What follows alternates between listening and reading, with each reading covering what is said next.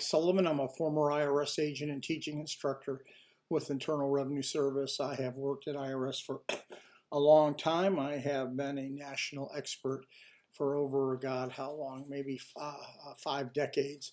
Anyway, I have a tax practice. I represent people, my firm represents people before the Internal Revenue Service.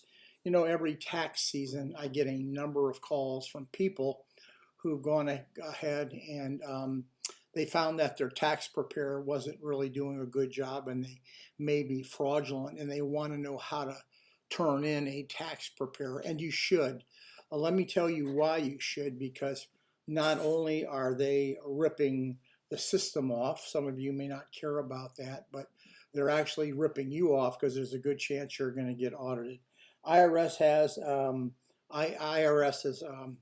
has a practice where they have criminal investigators go out when enough complaints add up, and they do a criminal investigation, and many of these people go in jail. There's a very, very simple process to report a tax preparer, and I'm just going to read it. You fill out form 14154.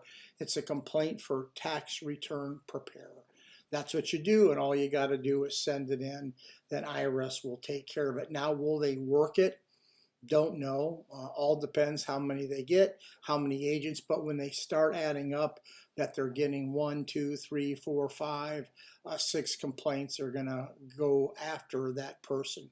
A lot of times, I will tell you now, if that preparer is taking too many credits on you that you don't deserve, you should look over that return.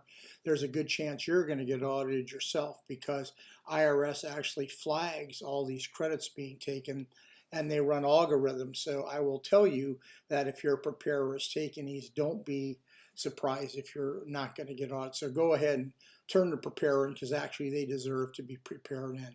Anyway, I give you the information you want. Give me a subscription if you would. Thank you.